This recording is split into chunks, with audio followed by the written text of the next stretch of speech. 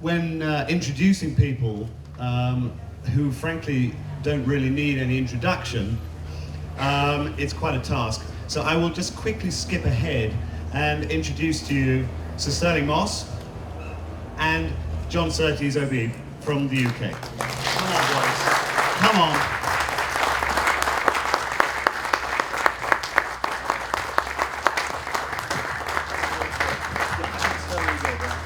John, over there, if that's all right. Okay.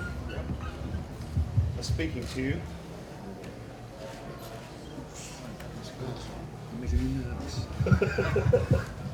Don't be nervous. So, we are really thrilled, we're honoured to have you both here. Stirling, you're an old-time, a long-term Pebble Beach friend, and John, this is your first time here, isn't it? Yes, there's been a few false starts. I think once I was going to come here to a Ferrari event, and I was forewarned in November that it was all happening, so we semi-programmed it in, and then somehow communications got lost until I got a call, I think on the Tuesday of the week it was going to take place, telling me I was on a plane on the Wednesday. There were an awful lot I didn't come. There were an awful lot of people waiting for her. Where we go? It's fascinating because when I was looking over both your joint careers, there are an awful lot of coincidences and similarities. Stirling, your father was in motorsport. Yeah.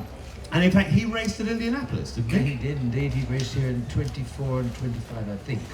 It's certainly one of the 2 years, driving the Crouch. Wow, does the car exist, you know? I don't know. I think it came in 14th. Right. Well, that's all which, right. you know, for a dentist wasn't too bad. It's good for a dentist, yeah. exactly, yes. And John, your father, in England, raced at Brooklands, and I gather he holds a record as well. Well, he was British sidecar champion, motorcycle sidecar, in the years leading up to the war. And of course, Brooklands closed at the outbreak of war in 1939. And it wasn't long ago, I was looking through some old papers and things because I was doing something together with Brooklands on a fundraising project.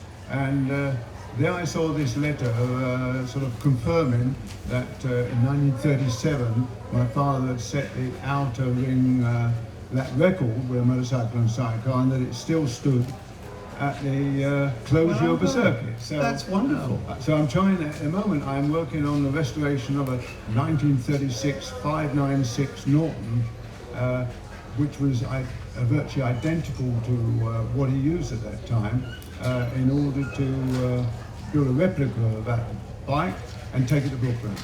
Oh, that's wonderful. That would be an event. And another event, maybe when we have British bikes here, maybe you'd like to bring it here. We'll judge you then. Was that your introduction to sport, motorsport? Was motorcycles and sidecars? I was seen in photographs as a baby in arms at a number of race meetings, Brands Hatch and Lamb's Farm, all grass tracks with my father. But the first time I recall a race meeting was the one directly after the war, the first one, where my father had been invalided out. He'd been instructing DR riders and organising workshops for the army at a place called Catterick, having been enlisted by Graham Walker, the father of Murray Walker. Oh, absolutely, yes. He said, got on to Dad, I've seen the letter in 1939, said, come on Jack, you know, come in and help us organise and train young riders and organise the workshops. Well, he injured himself towards the end of that period, and when war had finished, racing started, and he found another 596. I went along, short pants and everything else, with a polishing rag to try and sort of help. And we went off to our first ever race meeting. My father got borrowed from a colleague of his, a Ford two-seater, a big Ford with a big, I think you call them dicky seats? Yes, absolutely, in the back, dicky seats. And myself and my brother and sister all got jammed in the dicky seat with a tarpaulin over the top, mum and dad in the front, the motorcycle and sidecar towed behind, and I went and saw what I recall as my first race meeting. You know, that's the way to go motorsport. Yeah. Sterling, what about you? You're Well, obviously... before you do that, I just Yeah. want to say, I remember meeting John when he came in, you know, being on bikes and everything, and saying to him, because those days were dangerous, and I said, look, John, which do you reckon's more dangerous? Bikes, which frankly frightened the hell out of me, or cars? Oh, he said, it's cars. I said, why? He said, well, if you see an accident coming, he said, I'd get off. That sort of summed up his attitude. And I'll tell you, when John came over, he was amazing, because he's the only man you could follow him and see the front of his car. I mean, he was really quick, amazing car control, and you know, quite something. Well, you're not so bad yourself. I mean, come on. Yeah, but not on bloody bikes. But, Oh no, absolutely. No, thank you. You've never been tempted on a bike. You've never raced. I ride a bike now, but it's only a little three-wheeler, 50 cc's. I'm only tempted because I can park that without any charges on the meters. Yeah, absolutely. Wonderful London transport. I'd like to move on. Tell us about your experiences with the Isle of Man TT, where you had so many successes. As a circuit, how long was it? How long did it take you to learn your way around? And by the end of it, was it sort of something you did in your sleep? It has to become virtually that way, but there's some sort of fantastic circuits in the world, and two of them which stand out in my mind, obviously, and with one of them only with motorcycles, is one, the Isle of Man, and two is the old Nürburgring. And I'm talking about the old Nürburgring when this is before the Niki Lauda accident, where you still had all the hedges and things, and where, in fact, the hedges were what guardrails were supposed to do, and where at certain places, to be on the right line, you had to, virtually brush your head on a motorcycle in that hedge at that point, in order to clip the apex at that corner. I mean, that circuit was incredible. But the Isle of Man, 37.5 miles round, this streets which they closed. It has a lot less corners today than it did then.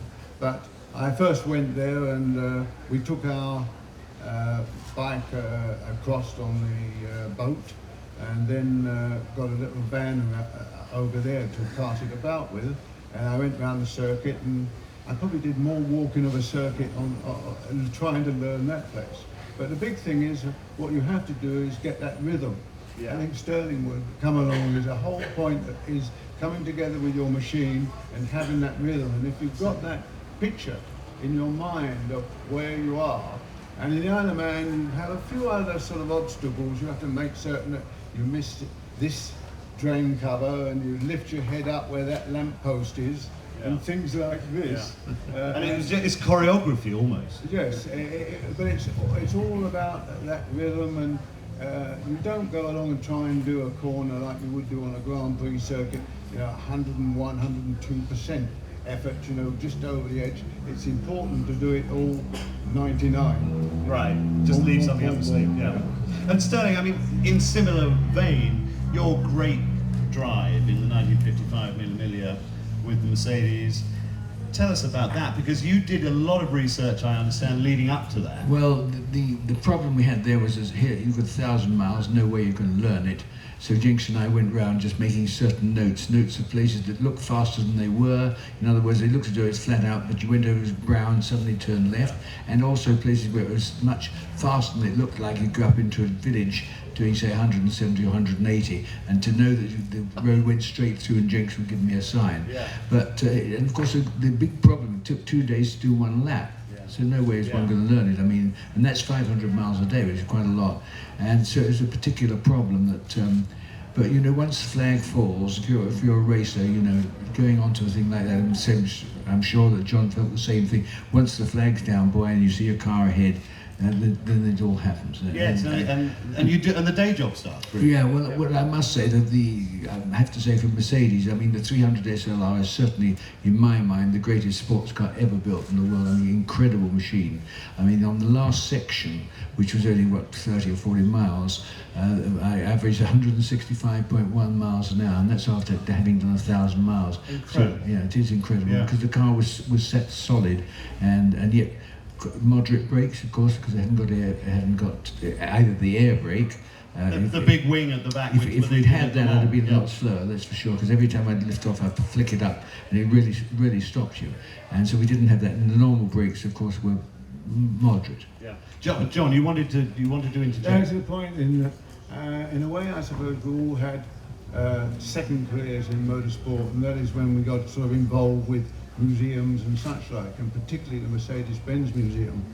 I remember that after I had to close my team because the sponsor had failed on us, I turned my back totally and utterly on actual motorsport, apart from, and I went back to motorcycling and restoring some motorcycles and going around the world to different historic events, until Mercedes-Benz Museum telephoned me, I think in 1987, and they said, the old world champions of Mercedes-Benz, etc., and the old drivers are all getting too old.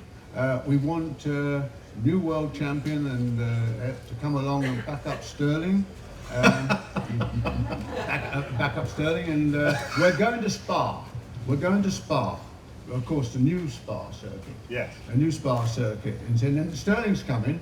So we said, oh, we got together. So we went out there, and I saw the first sight of these two cars.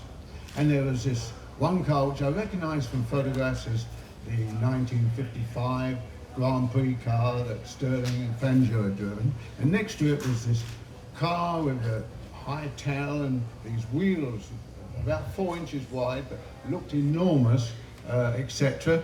And Stirling immediately pointed at the 54 car and said, "That's mine." I wondered for a moment, and I went along and looked in this other one, and I thought, that's funny, the pedals are all round the wrong way. And Stirling said, I don't drive a car with a pedal in the centre. And so it's Accelerator. So I had to go along and think, the first time I got in the car, I'd say, throttle in the centre, brake on the right.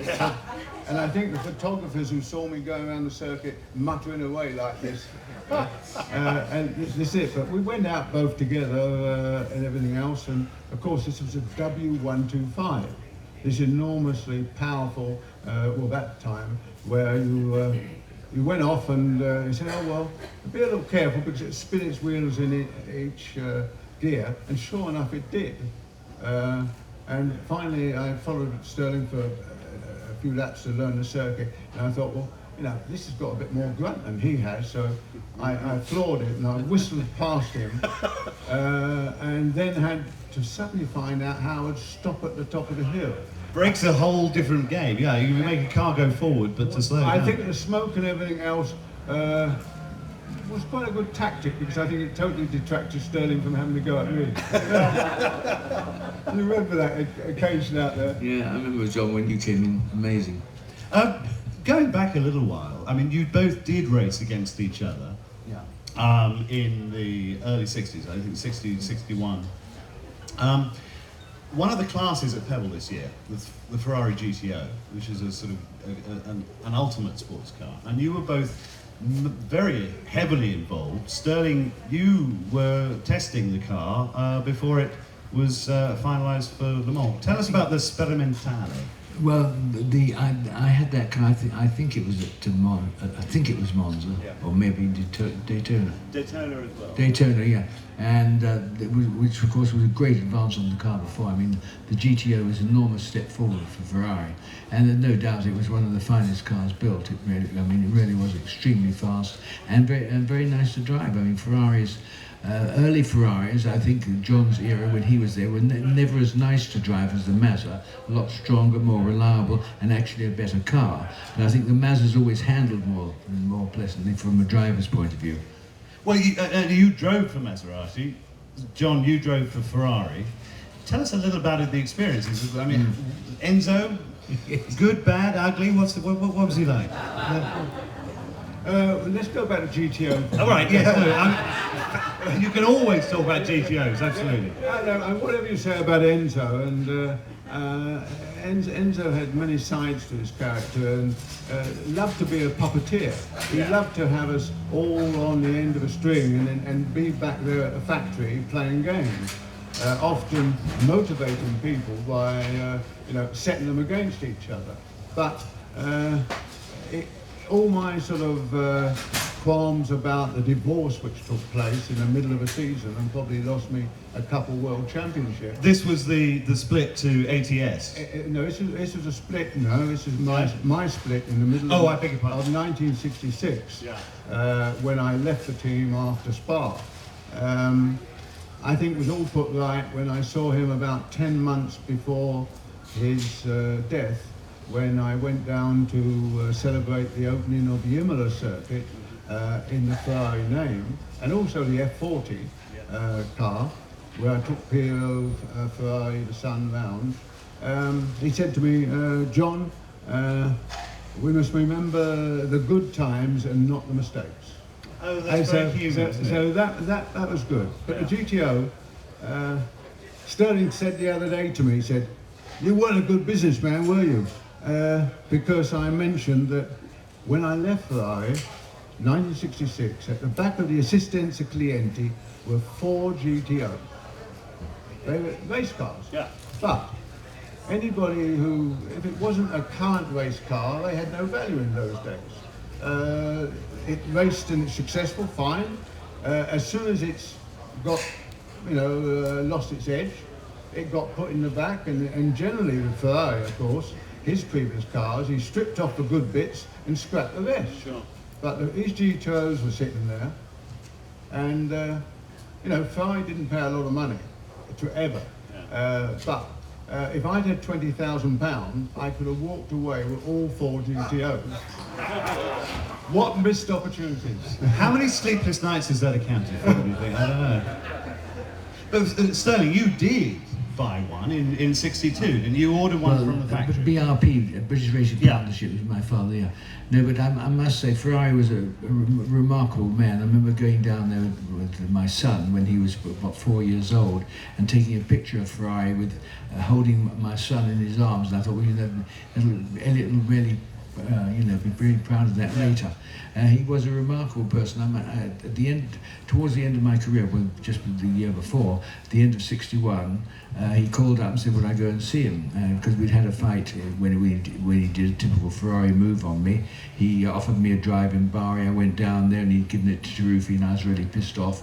And I vowed I'd never race for him, which I didn't. I mean, I raced his cars because they were so great. Yeah. But anyway, I went down there at the end of 1961, and we kissed each other on either cheek, and he said, look, you tell me what you want, and I'll build it for you. And I said, well, I would like I think it was 246 then, in Formula One, but it painted in Rob Walker's blue, and also the sports model, which were I can't remember which it was, but anyway, which BRP would run, and he agreed, and the car was actually delivered, the blue one, but unfortunately that was the day I had my shunt. Yeah, so I was out of business for a month or two. Yeah, So that was it. Well, I believe that car is here. So really? Yes, it's the BRP car, yes. BRP, I agree. the green one. Yes, that very pukey green, yeah.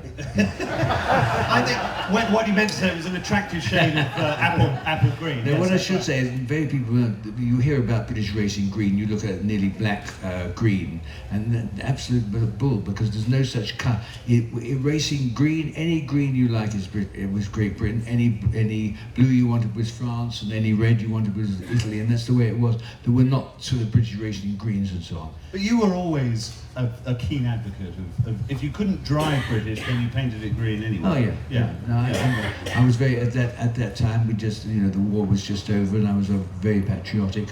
It's changed now, of course, because there aren't many English people in England. You can have a Morgan, I suppose. Well, that's true, yeah. But it's a totally different scene. To realise that. John, going back to your Formula One World Championship year, 1964, you had come into Grand Prix racing, four-wheel Grand Prix racing, in 1960? In 1958, you got time to listen to this one. Oh, yeah. I had been to a Sportsman of the Year contest celebration in Park Lane, and on the table, and that was the year that Mike Hawthorne had won the World Championship. Well, this is, can I just interject, 1958 was the frankly, the year that you kind of handed it to Mike, didn't you, in a way? Well, only because I did the right thing. You did do the right thing, absolutely. I lost it, yeah, but I mean, go ahead, John. No, and so, I mean, I'd never seen a car race or anything. I'd been totally involved with two wheels. And I went along and I was put on a table with Tony Vandervelde, Mike Hawthorne, and Reg Parnell. Yeah. And it got round, and Mike it was who raised the question. He said, you try a car, they stand up easier. This is Mike. He said, they stand up easier. So I said, no, I'm a motorcyclist. He said, well, look, I'm riding a bike in the press trial at the weekend. We'll meet up again there. And I had a matchless as well, and we were going to do the press motorcycle trial at Brands Hatch. And that was all they were. But as soon as Mike said that, Tony Vandervelde turned around and said, if you drive a car, I'm a motorcyclist. The van wall, of course, was built around a Norton motorcycle engine largely, to design. Kosmicki was the engineer who came across. And he said, you would drive for me. But he'd retired, of course, at the end of that year, having won the manufacturer's championship. And Reg Parnell said, oh, no, you can drive an Aston Martin, because he was team manager. Yeah. So I said, no, nothing. Well, Mike, coming to the meeting where we were supposed to be, at the next, Mike got killed. But in year later, 59, Reg Parnell came on the phone and said, I'm going to Goodwood. I'm taking the DBR1 that Stirling had won with at the Nürburgring, Aston Martin. I want you to come down and drive. I was doing nothing else, so why not? So I went down and sat in a car for the first time, and went round, did some laps, and I got out, and Reg said, oh, well, just sign this, John. I said, what's that, your contract? I said, no, I'm a motorcyclist. I go home, and Tony Vandervelde comes on the phone. You were at Goodwood driving, and I won't use the words he said to describe David Brown of Aston Martin, but they weren't very complimentary. He said, you will drive a van wall, as I told you. I'm sending David York down with the van walls. So I went down with the van walls, and I went round and round and round Goodwood, and I still never thought about going racing. Yeah. And he said, contract. I said, no, I'm not going. He said, I'm going to build you a new car. I got a call from his doctor saying, don't excite Tony. He's had to retire, but don't excite him. You're not doing his heart any good. And so I calmed it down. Well, coincidentally, what then happened is that Enver Busta, who were of course very involved with Bell helicopters and everything else, and the big program, said, you will only do championship races. You can't do Silverstone and these other races. Mainly because I did those on different bikes, and the Italian papers had said Surtees doesn't need an MV to win. So he said, that's it. Which meant I was only going to do about 12 races a year. So I looked at the contract. It didn't say anything about my not doing four-wheel racing. So I thought, I'm going to go four-wheel racing, but I'm not going to go with it. I'll do it myself and my dad. He'll be chief mechanic, I'll be second mechanic and driver, and we'll buy a car. And he was fully supportive of it. I mean, he was right, but yeah. So we went over to John Cooper, and I arrived there, and John said, all right, I want you to meet someone. Out of the shadows walked this tall man, Ken Till. Oh my God. And Ken Till said, hello, I've entered you for Goodwood. You are going to drive the new Cooper Junior. We might not have it ready until practice day because it's touch and go. I've spoken to the RAC, which is the governing body. They're going to view you and will give you a full license if they think you're competent.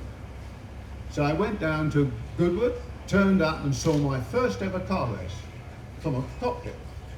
And I put it on pole, and then had gone away and had a big dice with a certain Jimmy Clark. In the Works Lotus. And I got away, and then I came up against a lapper, and I forgot for a moment I had four wheels. Were you leading as well? And I went through a corner and got two wheels too much on the grass, etc. And I got pit bike. Well, with that, I then went and did 2 Formula 2 races where I got second. And Colin Chapman came on and said, "Colin," he said, "you're going to try Formula 1." So I went to Silverstone, tried the Formula 1. He said, "Right, you're going to be in my team." I said, "No, I'm a motorcycle." drive when you can. When you're not motorcycling, you drive a car. So for 1960, that's what I did. Yeah. And that's when I first, of course, came across this man here. This man here. Because he was in a Lotus 18, Right. prepared, obviously, Rob Walker, etc. yeah. And I was in a Lotus 18 with Innes Island and Jimmy and myself in the... And I was able to do the British Grand Prix. Yeah. I got second there, Yeah. and the Portuguese and Monaco. Wow. Yeah. So, Stirling, you remember, were you at Goodwood that meeting when John turned up? I can't remember that quite honestly. I do remember the first time I saw him I think it was in Monaco, and I remember thinking, God, this guy's unbelievable. Motorcyclist coming in, driving a car and making it do all these extraordinary antics. Yeah. I mean, he really was all over the road, but fantastic car control. I mean, I've never seen anybody behave like this in the car. But he was still bloody fast. And that was the point, so one knew he'd arrived. Yeah. How do you drive now? Do you have certain senses on the road, or is it very relaxed and laid back? I mean, both of you. I'm very interested to sort of know what goes through your mind. Do you see the road ahead, and you're looking for the vanishing points? You're looking for the from my point of view, not at all. I mean, I find motoring really, unless you go to Australia or somewhere like that, is pretty bad. I mean, I ride a scooter because I live in London, and parking and all that rest of it isn't much good. So I don't really look upon driving on the roads with very much pleasure. Yeah. What about you, John? I mean, you live outside of London. It's still very crowded in Kent, but it's still, you know. Do you enjoy the driving these days? The UK is not the finest place normally, unless you get up sort of under 3 hours and go along and have your eyes, looking at any radar detectors and rear view mirror. But I still like coming together with a motor car or a motorcycle. Yes. I still like that feel of where you become a partner for a while. Yeah. And particularly now, obviously we still go along and do these various historic places like Goodwood and such like. And this year we went to Goodwood, and it was 100 years celebration of the TT. Yes. So I rode the George Meyer supercharged BMW, which had won the TT race in the Isle of Man in 1939. I rode that there, and then I rode the little Tripoli car, which was a Mercedes-Benz car of 1939. The 1.5 litre one, which was, I think, designed and built in 6 weeks, something like that. And that one, and it's obviously nice to sort of go back and connect with vehicles where I know when I sat in a 125 and I took that all around the world, there I was sitting in a car and relating to people like Caracciola. Because it was particularly nice with Caracciola, because when I first went to the Nürburgring and competed there, I had this lady come up and speak to me, and she said, I am Mrs. Caracciola. She said, and you drive the ring like my Rudy. Really? Yes. What a compliment. And I thought, and then afterwards, I was to drive his car in these various places around the world. That was still an emotional thing. Oh, I can imagine, absolutely. Yeah. Now listen, drag you back to Pebble Beach. You've been a judge here. You've been an honorary judge, Stirling, for a number of years. Yes. John, new boy here, new boy on the block. Any tips? How should he go about it? I would say listen to those that know something. I mean, I know sort of all about it. I know what they handle like. But, Tell them that. I go around and we luckily have judges. To make people relax a bit, we do have judges who know what they're talking about, and you usually reckon on going along with them actually.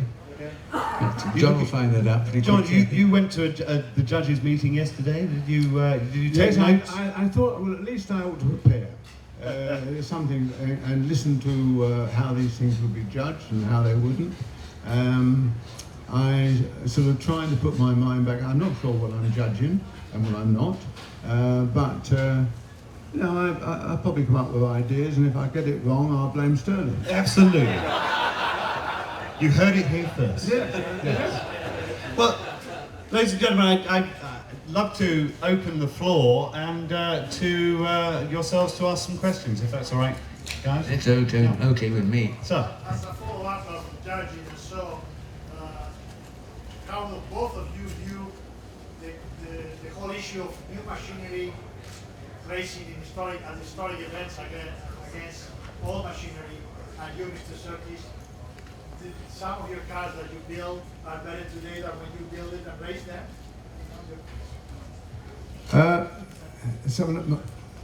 I retained a number of the Surtees cars when we had to close the team, and we had just decided, my son was coming through racing, and he was in his time. We thought we might get one or two of the Surtees cars together, where at some of these events, helping him with his fundraising and things, we would take a Surtees car along. So we finished off the TS10 Formula 2 car that I had won the Japanese Grand Prix with, and also the Imola race in 1972. And he drove that at Goodwood. First time ever driving a Surtees car 1 week before the unfortunate accident.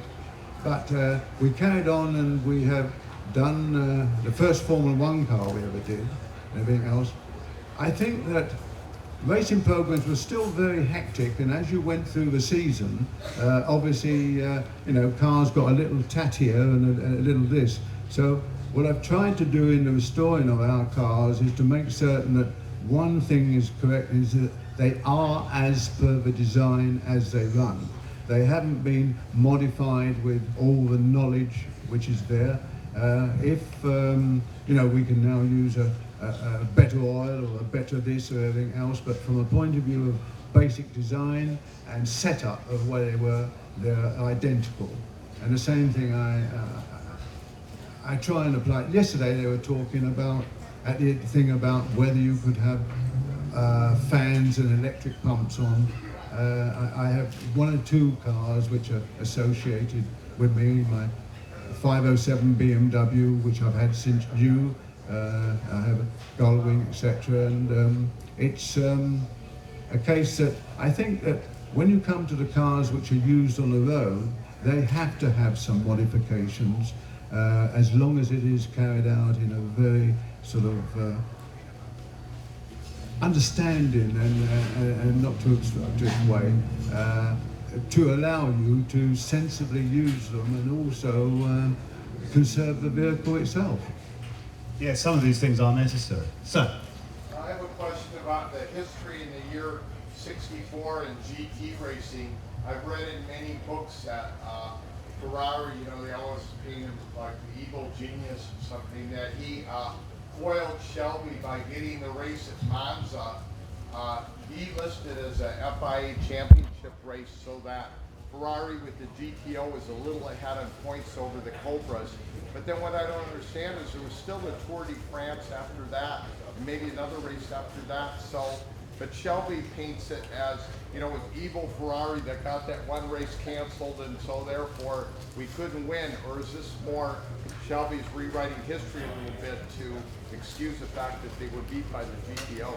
you're looking at me, but John, you probably got some insight in that. John would know, I wouldn't have a clue. Why would I know? I think you have to look. 64, yes, I was there, but relative to the race department and everything else, we didn't see a thing about GTOs because there was no official works GTO cars. These were all done, agents, etc., whether it's NART or whether it's a Curie Belge or France or somebody, or Maranello concessionaires. They raced the GT cars, like the GTOs. I only raced the GTOs in like at Goodwood and such like, so I don't know.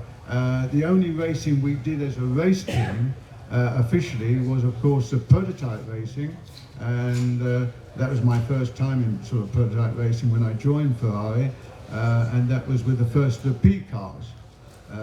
And my first race ever for Ferrari was in fact at Sebring in '63. So I don't know the politics of the GTOs, etc. And that year, that was something which would have all been done, I think, largely from Assistenza Clienti down in Modena, certainly not in Maranello. Stirling, I've always been intrigued by your famous white helmet. I can't imagine you in anything else. Is there a story behind that on why it's so well associated with you and no other driver? It took me 15 years to convince the FIA that I should be allowed to race today, like today, or I've just retired, but you know, up until now, in the clothes and the helmet that I wore at the time. I mean, that's thanks to Max Mosley. I mean, he said, all right, you have user rights. If anybody of your era, and there weren't many driving, let's face it, very few, I mean, Jack Brabham had retired and so on, then you can wear the clothes that you wore then. And the reason I had that was, when I started racing, of course, they didn't wear helmets. And I said to my father, I want to race. And he said, well, if you're going to race, you're going to wear a crash hat. And I said, Dad, that's a bit sissy. I mean, all these fast guys like Chiron and Sommer and so on wearing these cloth helmets. And he said, no, you're going to wear a helmet. So I went to Herbert Johnson, who was a polo helmet, actually, made of glue and cork. And I mean, it's better than your head, but it wasn't very strong. Yeah, exactly. One moment. It's what you recommended I went and got. Well, exactly. It was the best we could get there. And they were lightweight and cool, and they look pretty good. One has to admit they're fairly flash, you know, from picking up the crumpet point of view. And so I painted mine off white because I thought that was a nice colour, and because I like green. Of course, all the cars that I would race on whenever I could were green. And the helmet went with them. I mean, the main reason they were quite expensive. They cost £5. And a visor, that's the piece that went around the front, which Mike Hawthorne always used, and that was an extra guinea, which is £1, 1 shilling. But at that time, it was quite expensive, and so that's how it came about. I imagine I just thought the white, you know, off-white looks nice. No other reason. Yeah. For Sir Stirling. I've heard a rather, our interviewer asked you earlier how your race experience touched on your daily driving. How my race experience Touched on daily driving. On your daily driving. Right. And I've heard a rather apocryphal story about you and Phil Hill racing Phil's Packard 12 run down a certain canyon in Los Angeles. If that rings a bell, and with some assurance that the statutes of limitation has expired, can you comment on that? Does that ring a bell? Unfortunately, I don't know about it, but I like the idea, so please keep the story going. Like I can just picture Phil being pulled over and the cop saying, "Who do you think you are, Stirling Moss?" But I don't. No, but I think, you know, Phil used to race it. Sorry, Phil. Yeah, no, Phil used to race out here on something to do with 17-mile drive. Absolutely fantastic circuit there, must Well, have been. he won the first race here in 1950 When it was a road race. Road race, yeah. I mean, yeah. that absolutely what we like. But you see, in those days, America never bothered to make it a race international, and so therefore we couldn't race here unless you're American. Then you could race here, but anybody outside America couldn't do it with an international permit. That's actually. Did you know about the Pebble Beach races back in '50? Oh yeah, of course. Oh, And would you like? Oh, I'd to love to have done it. Love to have done it. But I mean, later on, I got over that problem by going to the RAC and saying, "May I hand my license in and get an American license?" And I did have an American license for 1 or 2 years. even for Formula One, purely because it allowed me to race over here in the national races, which obviously had tremendous drivers in them. I mean, all the top Americans were racing, you know, at Elkhart Lake and these sort of places. Yeah. So Stirling, it's in the Scarab book. And there's a photograph of you helping out Lance Raventlow in the Monaco Grand Prix in 1960, trying to sort out the Scarab car. What was that like? Well, he came up to me in 60, as you say, and said, you know, would I try the car? Because I think I'd driven around and said to him, look, follow the line I'm on, which I reckon is best for my car. But of course it was front engine. And he said, well, take mine out and have a go. And I must say, for a front engine car built in America, I thought it was damn good. But to come to Europe and expect to beat the rear engine ones just wasn't on. I mean, it was a brave and rather, I think, expensive mistake, really. But very good. Stirling, I think I came in, of course, seeing that. And of course, the other company which made the same mistake was Aston Martin, wasn't it? Yeah. Oh, yeah. Who built the front engine car? Exactly. It was DBR4 for DBR4 F1. Yeah. Any comments about the Cuban when Frankie was kidnapped? So any anecdotes about that time? So Yeah, well, this was in Cuba, and I was there with my wife, actually, my first wife. Yeah, first wife. And checking in at the Lincoln Hotel or something, and we're at the counter. This guy comes up and says, "Man, Joe, come this way." And he got this he got a great big bulge in his pocket, and of course they took Fangio away. And Fangio turned to them and he said to the people who'd taken him, because they were obviously Castro. If you remember that time, Castro was the person who was trying to take over, wasn't it? Batista before, I think. Well, anyway, Hoover. And they kidnapped him, and I spoke to him after, and he said they were very good. You let him watch television and everything else, no harm. It was just a political thing. And he said, look, don't take Stirling and his wife, because they were on a honeymoon, which of course wasn't true. But Fangio, I mean, was such a fantastic man. He really was. And racing in Cuba was a pretty good circuit, actually.